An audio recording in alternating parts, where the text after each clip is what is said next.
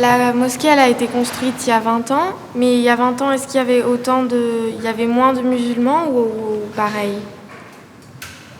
Sûrement oui, il y a 20 ans peut-être il n'y avait pas autant de musulmans qu'aujourd'hui. Et surtout il y avait un manque de lieux de prière.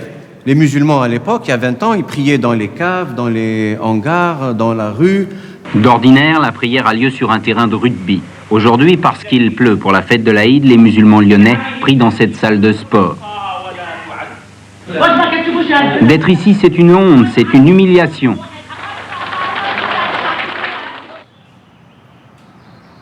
Depuis les années 70, lorsqu'il y a eu le regroupement familial, lorsque la loi autorisait les familles à se regrouper, c'est-à-dire aux parents à faire venir leurs enfants et leurs épouses, le problème de l'éducation, le problème de l'organisation du culte s'est posé. Pendant de longues années, ce sont notamment les églises qui nous ont prêté des salles, notamment à la Croix-Rousse, notamment à Oulin, notamment à Bron.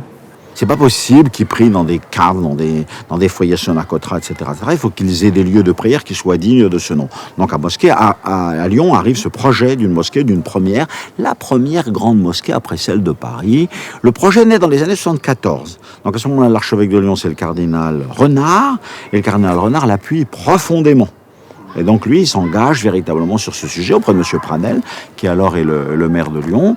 Et puis on voit aussi que les Juifs s'y engagent. Au niveau de notre communauté juive, il n'y avait aucun problème. On trouvait tout à fait normal qu'il y ait des possibilités de construire des mosquées en France. On ne voyait même pas le problème, puisque nous sommes aussi une religion minoritaire, mais nous avons le droit d'exister.